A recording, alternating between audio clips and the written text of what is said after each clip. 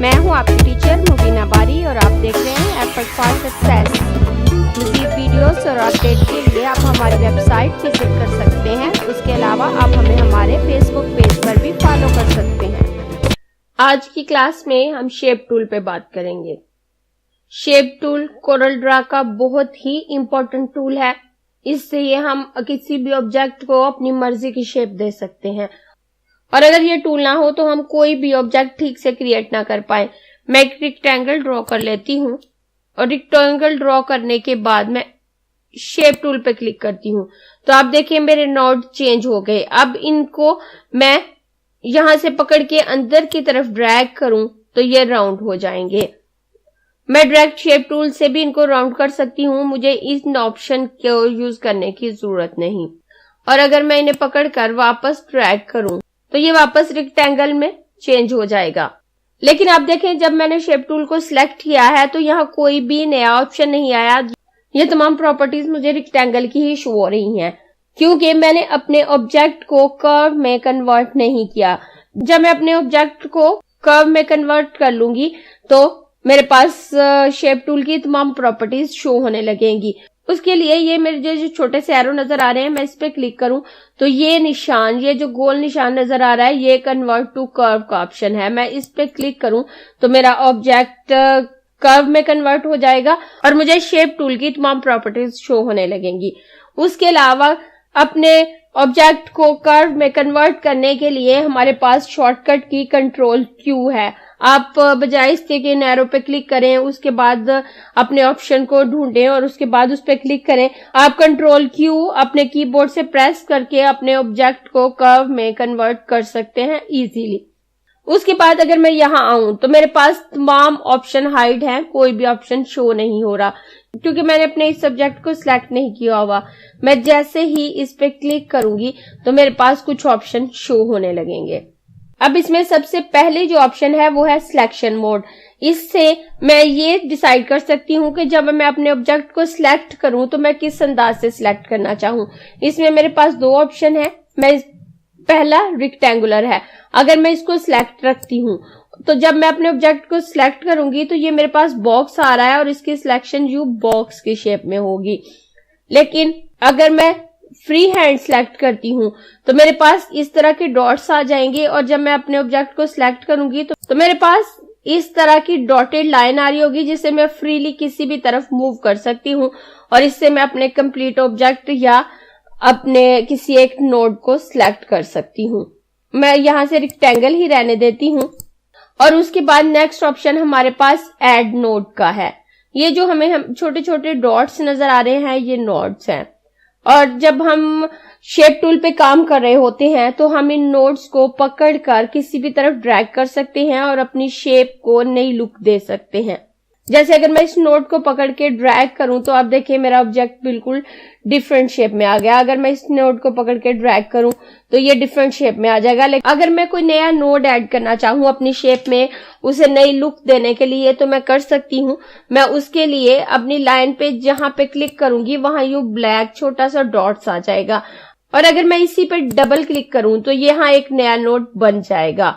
और अगर मैं इस लाइन पे क्लिक करती हूँ तो ये ब्लैक डॉट्स आ गया। अगर मैं इस पर डबल क्लिक नहीं करना चाहती तो मैं इस ग्रीन कलर के प्लस के निशान पे क्लिक करूंगी तो मेरा नोड यहाँ पे ऐड हो जाएगा। अब मेरी मर्जी है, चाहे मैं जहां पे नोड ऐड करना चाहती हूँ उस जगह को सिलेक्ट करके डबल क्लिक करूं तो मेरा नोड ऐड हो जाएगा, चाहे मैं उस जगह को सिलेक्ट करके इस ऑप्शन पे क्लिक करूं तो मेरा नोड ऐड हो जाएगा। और उसके बाद नेक्स्ट ऑप्शन डिलीट नोड का है। अगर मैं इन नोड में से किसी नोड को डिलीट करना चाहती हूँ, मुझे लगता है कि ये नोड नहीं होना चाहिए तो मैं इसे डिलीट कर सकती हूँ। जैसे अगर मैं इस नोड को डिलीट करना चाहूँ तो मैं इस पे क्लिक करूंगी और उसके बाद डिलीट नोड के ऑप्शन पे क्लिक करूंगी तो ये नोड डिलीट हो जाएगा। और अगर मैं इस नोड को सिलेक्ट करूं और सिलेक्ट करने के बाद मैं यहां से इसे डिलीट नहीं करना चाहती, इस पे डबल क्लिक करूं तो ये नोड डिलीट हो जाएगा। जहां पे नोड नहीं है वहां पे सिलेक्ट करके हम डबल क्लिक करेंगे तो हमारा नोड ऐड होगा, लेकिन जहां पे नोड है हम उस नोड को सिलेक्ट करके डबल क्लिक करेंगे तो हमारा नोड डिलीट हो जाएगा। मैं यहाँ दोबारा नोड ऐड कर लेती हूँ और अगर मैं इसे पकड़ के ड्रैग करूं तो ये वापस मेरा रेक्टेंगुलर शेप में आ जाएगा। उसके बाद नेक्स्ट ऑप्शन हमारे पास ब्रेक कर्व का है। इससे हम अपने ऑब्जेक्ट के कर्व को ब्रेक कर सकते हैं और उसे एक ओपन पाथ में तब्दील कर सकते हैं। अगर मैं इस पर क्लिक करूं तो आप देखें अब ये मेरा ऑब्जेक्ट एक ओपन पाथ बन चुका है, इसके ये नोड टूट चुके हैं। अगर मैं इसको सिलेक्ट करती हूँ और इस ऑप्शन पे क्लिक करती हूँ तो मेरे नोड यहां से टूट जाएंगे। जो नोड भी मैं सिलेक्ट करके ब्रेक नोड के ऑप्शन पे क्लिक करूंगी वहीं से मेरे नोड्स टूट जाएंगे। अगर मैं इस ऑप्शन को सिलेक्ट करके यहां से ब्रेक करना चाहूं तो मेरे नोड यहां से टूट जाएंगे, वो एक ऑब्जेक्ट से दो ऑब्जेक्ट में तब्दील हो जाता है। अगर मैं ब्रेक कर्व के साथ इसकी लेफ्ट साइड पे देखूं तो यहाँ जॉइन टू नोड का ऑप्शन है। अगर हम कोरल ड्रा के पुराने वर्जन यूज कर रहे हो तो दो नोड को क्रीप करने के बावजूद हमें उन्हें ज्वाइन करना पड़ता था, लेकिन कोरल ड्रा X8 अगर हम यूज कर रहे हैं या कोरल ड्रा 17 यूज कर रहे हैं तो दो नोड को जब हम एक दूसरे के ऊपर रख देते हैं तो वो खुद बहुत ज्वाइन हो जाते हैं। लेकिन नोड अगर दूर हैं तो हम इस ऑप्शन से उनको ज्वाइन कर सकते हैं, उनको करीब ला सकते हैं। जैसे ये मेरे दो नोड दूर हैं और अगर मैं इनको सिलेक्ट करती हूँ और सिलेक्ट करने के बाद आप देखिए मेरे पास ज्वाइन टू नोड का ऑप्शन शो हो गया और मैं इस पे क्लिक करूं तो ये मेरे दोनों नोड जुड़ जाएंगे। मैं यहाँ से फ्री हैंड टूल ले लेती हूँ और इससे एक लाइन ड्रॉ करती हूँ और उसके बाद इसी नोड पे रखते हुए ये एक और लाइन ड्रॉ करती हूँ और उसके बाद इसी नोड पे रखते हुए एक और लाइन ड्रॉ करती हूँ और इसे थोड़े फासले पे छोड़ देती हूँ। तो अब आप देखें ये नोड दूर हैं, ये एक दूसरे से दूर हैं और ये एक ओपन पाथ है, मैं इसमें कलर फिल नहीं कर सकती। आप देखें मैं यहाँ से कोई भी कलर सिलेक्ट कर रही हूँ तो यहाँ इसमें कोई कलर फिल नहीं हो रहा। लेकिन अगर मैं इन दोनों नोड को सिलेक्ट करती हूँ और सिलेक्ट करके ज्वाइन नोड कर देती हूँ तो ये दोनों नोड ज्वाइन हो जाएंगे और मैं इस पे क्लिक करके इसमें कोई भी कलर फिल कर सकती हूँ। उसके बाद नेक्स्ट ऑप्शन हमारे पास कर्व टू लाइन और कन्वर्ट टू कर्व का है। मैं पहले अपने ये वाले ऑब्जेक्ट डिलीट कर देती हूँ और डिलीट करने के बाद मैं एक लाइन लेती हूँ। मैं फ्री हैंड टूल से एक लाइन ड्रॉ कर लेती हूँ। अब मैं यहाँ से शेप टूल पे आती हूँ। शेप टूल पे आने के बाद मैं इसके दरमियान में एक नोड ऐड कर लेती हूँ। ऐड करने के बाद अब अगर इस लाइन को मैंने कन्वर्ट टू कर्व करना है, मैं इसे इस ऑप्शन से भी कर्व में कन्वर्ट कर सकती हूँ। मैं कंट्रोल क्यू करूंगी या इस ऑप्शन पे क्लिक करूंगी तो मेरी ये लाइन कर्व में कन्वर्ट हो जाएगी। जैसे ही ये कर्व में कन्वर्ट होगी ये मेरे पास छोटे छोटे दो एरोज आ जाएंगे जिन्हें मैं मूव करके इसकी शेप को तब्दील कर सकती हूँ। अगर मैं इसे इस तरफ मूव करूं और यहाँ से इस तरफ मूव करूं तो आप देखें ये इसकी शेप चेंज हो गई। अगर मैं यहाँ एक और नोड लेकर इसको कन्वर्ट टू कर्व करती हूँ तो यहाँ पे भी हैंडल आ जाएंगे मेरे पास और मैं इनको मूव करके अपनी शेप को किसी भी एंगल पे चेंज कर सकती हूँ। अब देखें जैसे ही मैंने इसको कर्व में कन्वर्ट किया तो ये कन्वर्ट टू कर्व का ऑप्शन हाइड हो गया और मेरे पास कन्वर्ट टू लाइन का ऑप्शन शो हो रहा है और मैं अगर इस पे क्लिक करूं तो मेरा कर्व वापस क्लोज हो जाएगा। मैं कंट्रोल जी करती हूँ क्योंकि इस वक्त मेरा ये नोड सिलेक्ट था और अगर मैं अपने तमाम ऑब्जेक्ट को सिलेक्ट करती हूँ और कन्वर्ट टू लाइन करती हूँ तो आप देखें मेरा पूरा ऑब्जेक्ट लाइन में कन्वर्ट हो जाएगा। कन्वर्ट टू कर्व करने से हमारे पास हैंडल आते हैं, उसमें कोई राउंडनेस नहीं आती, उसमें कोई कर्व नहीं आता, बल्कि वो उस पोजीशन में आता है कि हम उसे कर्व बना सकें। वो हमारे पास हैंडल आ जाते हैं जिन्हें हम मूव करके अपने ऑब्जेक्ट को अपनी मर्जी की शेप दे सकते हैं। लेकिन जब हम कन्वर्ट टू लाइन पे क्लिक करते हैं तो हमारे पास एक सीधी लाइन आ जाती है, तमाम कर्व जो हमने उसमें यूज किए होते हैं वो खत्म हो जाते हैं। मैं इस लाइन को सिलेक्ट करके डिलीट कर देती हूँ और यहाँ से फ्री हैंड टूल लेकर मैं यहाँ पे एक लाइन बनाती हूँ और इसी नोड को दोबारा सिलेक्ट करते हुए नीचे आकर यहाँ पे छोड़ देती हूँ और उसके बाद पिक टूल सिलेक्ट करके इसकी 3 कॉपीज ले लेती हूँ और उसके बाद मैं शेप टूल पे आऊंगी और यहाँ से शेप टूल सिलेक्ट करूंगी और अपने इस ऑब्जेक्ट को कन्वर्ट टू कर्व कर दूंगी और इस पे मैं सिमेट्रिकल नोड अप्लाई करती हूँ। अगर मैं ये नोड अप्लाई करूं तो आप देखें ये मेरा दोनों तरफ से राउंड हो रहा है। तो आप देखें अगर मैं एक तरफ के हैंडल को मूव कर रही हूं तो ये दोनों हैंडल एक साथ मूव हो रहे हैं।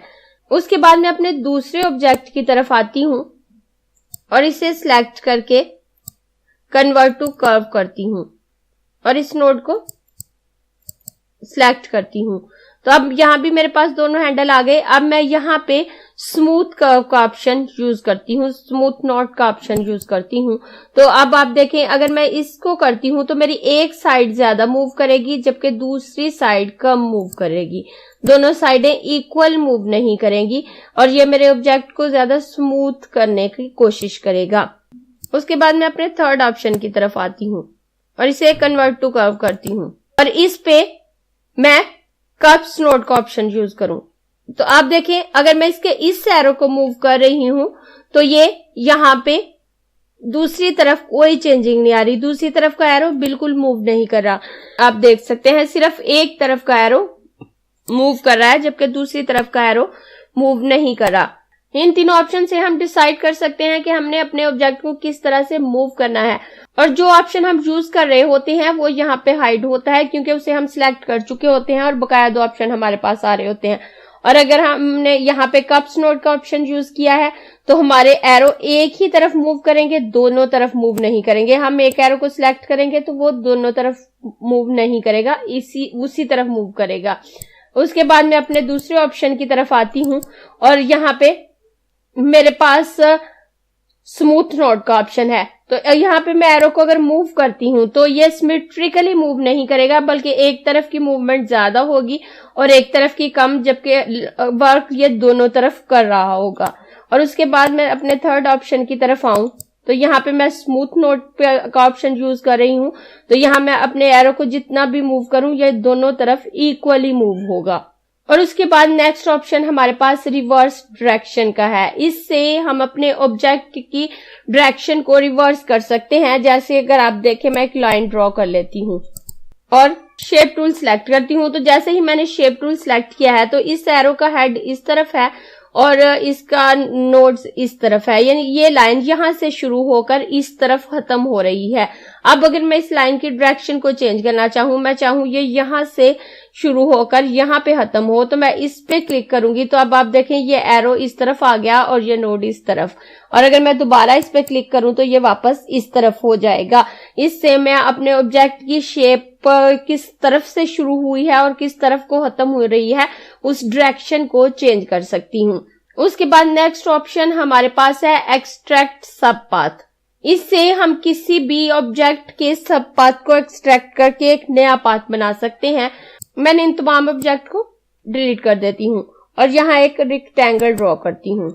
रेक्टेंगल ड्रॉ करने के बाद मैं इसमें ब्लू कलर कर देती हूँ और उसके बाद एक इलिप्स लेकर इसके अंदर ड्रॉ करती हूँ और इलिप्स ड्रॉ करने के बाद मैं इन दोनों को सिलेक्ट करती हूँ और सिलेक्ट करने के बाद मैं सिंप्लीफाई ऑप्शन का यूज करूंगी और उतने एरिया को काट लूंगी। अब जितने एरिया में मैंने ये इलिप्स लगाया था उसे मैं काट चुकी हूँ। अगर इसे मैं यहाँ लेके आऊं तो पीछे ग्रे कलर शो हो रहा है, अगर मैं इसे व्हाइट पे लेके आऊं पीछे व्हाइट शो हो रहा है। इतना एरिया हमारा खाली है, यहाँ पे कोई ऑब्जेक्ट मौजूद नहीं है। उसके बाद मैं शेप टूल की तरफ आती हूँ और अपने इस ऑब्जेक्ट को सिलेक्ट करूंगी तो ये नोड आ गए, लेकिन यहाँ पे ये ऑप्शन हाइड है, एक्सट्रैक्ट सब पाथ। अगर मैं इसको यूज करती हूँ इस ऑप्शन को तो ना सिर्फ ये इसको फिल कर देगा बल्कि इतने हिस्से की एक और कॉपी भी मुझे बना के देगा और उसमें मैं डिफरेंट कलर भी ऐड करना चाहूँ तो कर सकती हूँ। अगर मैं इस नोड को सिलेक्ट करूँ, इस अंदर वाले किसी भी नोड को सिलेक्ट करती हूँ तो आप देखें ये ऑप्शन शो हो गया। अब अगर मैं इस पे क्लिक करूँ तो आप देखें ये सब पाथ आ गया मेरे पास। अब अगर मैं इसमें कोई कलर फिल करती हूँ, मैं इसमें येलो कलर फिल कर देती हूँ तो ये तमाम एरिया में फिल हो रहा है। क्यों? क्योंकि जो पाथ हमारा नया आया है वो पीछे है, इसलिए हमारा ऊपर वाला पाथ सिलेक्ट है तो इसमें येलो कलर फिल हो गया। मैं कंट्रोल जी करके वापस इसे ब्लू करती हूँ। अब अगर मैंने इस अंदर वाले ऑब्जेक्ट में कलर फिल करना है, बाहर वाले में नहीं, तो मैं पिक टूल लूंगी। पिक टूल लेकर इतने हिस्से की सिलेक्शन बनाऊंगी तो ये पीछे वाला हिस्सा सिलेक्ट हो जाएगा। उसके बाद मैं शिफ्ट पेज अप प्रेस करूंगी तो ये मेरा ऊपर आ जाएगा और इसमें मैं येलो कलर फिल कर दूंगी तो ये इसमें येलो कलर फिल हो गया। अब अगर मैं इसे उठाकर कहीं और रखना चाहूं तो उठा के भी रख सकती हूँ। इससे ना सिर्फ इसके अंदर का एरिया फिल हो गया बल्कि उतने एरिया की कॉपी भी आ गई। और इस ऑप्शन को हम अपने टेक्स्ट को डेकोरेट करने के लिए भी यूज कर सकते हैं। मैं इसको डिलीट कर देती हूँ और इसको भी डिलीट कर देती हूँ और यहाँ पे कुछ टेक्स्ट लिख लेती हूँ। मैं कैप लॉक ऑन करती हूँ, मैं यहाँ पे ए लिख लेती हूँ O लिख लेती हूँ, Q लिख लेती हूँ और B लिख लेती हूँ और उसके साथ H लिख लेती हूँ। यूं ही मैंने कुछ वर्ड लिख लिए, मैं इनको बड़ा कर लेती हूँ और यहाँ से बोल्ड कर लेती हूँ। अब ये मेरे ऑप्शन बोल्ड हो गए। अब आप देखें इसके अंदर एक पाथ मौजूद है, लेकिन यहाँ पे हम कलर फिल नहीं कर सकते, हम बाहर की फिलिंग को चेंज कर सकते हैं। उससे पहले मैं इन सबको सिलेक्ट करके अपने कीबोर्ड से कंट्रोल के प्रेस करके इनको अलग कर लेती हूँ। जब हम टेक्स्ट लिखते हैं तो वो एक ऑब्जेक्ट होता है और अगर हम उसको डिफरेंट हिस्सों में तोड़ना चाहते हैं तो अपने कीबोर्ड से कंट्रोल के प्रेस कर सकते हैं, जिससे वो ब्रेक अपार्ट हो जाएगा और उसके तमाम हिस्से अलग हो जाएंगे और हम हर हिस्से पे अलग डिजाइनिंग कर सकते हैं। लेकिन अगर हम ऐसा नहीं करते, हम जो भी डिजाइनिंग करेंगे, जो भी कलर करेंगे, वो उन सब पे अप्लाई होगा। अब देखें इसके अंदर एक क्लोज पाथ मौजूद है, इसके अंदर एक क्लोज पाथ मौजूद है, इस बी के अंदर क्लोज पाथ मौजूद है, जबकि इसके एच के अंदर क्लोज पाथ मौजूद नहीं है। अब अगर हम इसके अंदर की फिलिंग में कलर करना चाहें तो हम क्या करेंगे, उसके लिए मैं अपने इस ऑब्जेक्ट को सिलेक्ट करूंगी और शेप टूल लूंगी। शेप टूल लेने के बाद मैं इसे कन्वर्ट टू कर्व करूंगी तो अब आप देखें ये तमाम छोटे छोटे हैंडल मेरे पास आ गए। मैं इस अंदर वाले हिस्से के किसी भी नोड को सिलेक्ट करूं तो मेरे पास ये ऑप्शन शो हो जाएगा, एक्सट्रैक्ट सब पाथ। मैं इस पे क्लिक करूं तो ये अंदर मेरे पास एक पाथ बन गया। अब बाहर मेरे पास ब्लैक टेक्स्ट मौजूद है, अगर मैं अब कलर करूंगी तो ये बाहर वाले हिस्से पे कलर होगा। मैं इसमें रेड कलर कर देती हूँ तो आप देखिए मेरा पूरा टेक्स्ट रेड हो गया, लेकिन मुझे इसके अंदर डिफरेंट कलर फिल करना है। तो मैं क्या करूंगी, मैं इस सिलेक्शन को खत्म करके पिक टूल लूंगी और उसके बाद मैं अंदर वाले उतने हिस्से को सिलेक्ट करूंगी ताकि उतनी सिलेक्शन मेरे पास आए जितनी मैं चाह रही हूँ। तो ये अंदर का हिस्सा मेरे पास सिलेक्ट हो गया। अब मैं अपने कीबोर्ड से शिफ्ट पेज अप प्रेस करूंगी। अब ये मेरा हिस्सा ऊपर आ चुका है और इसमें मैं स्काई ब्लू कलर फिल कर देती हूँ। तो आप देखें ये कलर इसके अंदर फिल हो गया। और इसी तरह से अगर मैं इस ओ के अंदर फिलिंग करना चाहूँ तो मैं इस ओ को सिलेक्ट करूंगी। ओ को सिलेक्ट करने के बाद अगर मैं इसमें पर्पल कलर करूं तो ये पर्पल कलर इसमें आ गया। अब इसे मैं शेप टूल लूंगी। शेप टूल लेने के बाद कीबोर्ड से कंट्रोल क्यू प्रेस करके इसे कन्वर्ट करूंगी तो इसके अंदर ये तमाम डॉट्स आ गए। मैं अंदर वाले किसी भी डॉट को सिलेक्ट करूंगी तो ये ऑप्शन मेरे पास शो हो जाएगा। मैं इस पे क्लिक करूंगी तो ये अंदर वाले हिस्से की एक कॉपी इसने मुझे दे दी, लेकिन ये कॉपी आगे वाली फिलिंग के पीछे होती है, सामने नहीं होती। तो उसके लिए पहले हम पिक टूल लेंगे। पिक टूल सिलेक्ट करने के बाद कम हिस्से की सिलेक्शन बनाएंगे ताकि हमारे अंदर का हिस्सा सिलेक्शन में आ जाए, क्योंकि जब हम पिक टूल लेके सिलेक्ट करते हैं, जो ऑब्जेक्ट कंप्लीट सिलेक्ट होता है वही सिलेक्ट होके हमारे पास आता है और जिस ऑब्जेक्ट का थोड़ा हिस्सा भी सिलेक्शन के बाहर होता है वो सिलेक्ट नहीं होता। मैं इसे यहाँ पे सिलेक्ट करूंगी तो अब ये अंदर वाला हिस्सा सिलेक्ट हो चुका है। और अब इसमें मैं कोई दूसरा कलर फिल करना चाहूं, मैं इसमें ये ग्रीन कलर फिल कर दूंगी। तो इसमें ग्रीन कलर फिल हो चुका है, यहाँ पे शो हो रहा है, लेकिन यहाँ पे मुझे नजर नहीं आ रहा क्योंकि ये इसके पीछे है। तो मैं शिफ्ट पेज अप करूं तो वो ऊपर आ जाएगा। इस तरह से आप अपने टेक्स्ट के अंदर के हिस्सों में कलर कर सकते हैं, या आपके पास कोई और ऑब्जेक्ट है और उसके अंदर एक खाली हिस्सा मौजूद है और उस खाली हिस्से की कॉपी लेकर आप उसे डिफरेंट तरह से डिजाइन करना चाहते हैं तो आप कर सकते हैं। अब ये एज ओपन पाथ है, मैं शेप टूल लेती हूँ और कन्वर्ट टू कर्व करती हूँ तो आप देखें यहाँ पे ये ऑप्शन हाइड ही है। मैं इसके किसी भी नोड को सिलेक्ट कर लूं, ये ऑप्शन हाइड ही है। अब अगर हम शेप टूल से अपने ऑब्जेक्ट की शेप को चेंज करना चाहें, अपने टेक्स्ट की शेप को चेंज करना चाहें तो भी कर सकते हैं। मैं इस टेक्स्ट को सिलेक्ट करूंगी, मैंने इसे ऑलरेडी कर्व में कन्वर्ट किया हुआ है तो ये इस तरह से शो हो रहा है। उसके बाद अगर मैं इन दो नोड को सिलेक्ट करती हूँ और इनको पकड़कर ड्रैग करती हूँ तो ये लाइन लंबी हो जाएगी और ये लाइन छोटी हो जाएगी। अब अगर मैं इस क्यू की लाइन को लंबा करना चाहूँ तो मैं इसको सिलेक्ट करूंगी, सिलेक्ट करके कन्वर्ट टू कर्व करूंगी। कन्वर्ट टू कर्व करने के बाद मैं इन दो नोड को सिलेक्ट करूंगी और सिलेक्ट करने के बाद इसको ड्रैग करूंगी और सिलेक्शन खत्म करूंगी तो अब आप देखें इसकी शेप चेंज हो चुकी है। आप इस तरह से अपने टेक्स्ट को डिफरेंट शेप दे सकते हैं। मैं कंट्रोल जी करके वापस आती हूँ और अगर मुझे इस हिस्से को लंबा करना है तो मैं इन दो नोड को सिलेक्ट करूंगी। मैं इसको थोड़ा अलग कर लेती हूँ ताकि हम आसानी से वर्क कर सके। मैं शेप टूल लूंगी और इन दो नोड को पकड़कर ड्रैग मैं सिलेक्शन खत्म कर देती हूँ।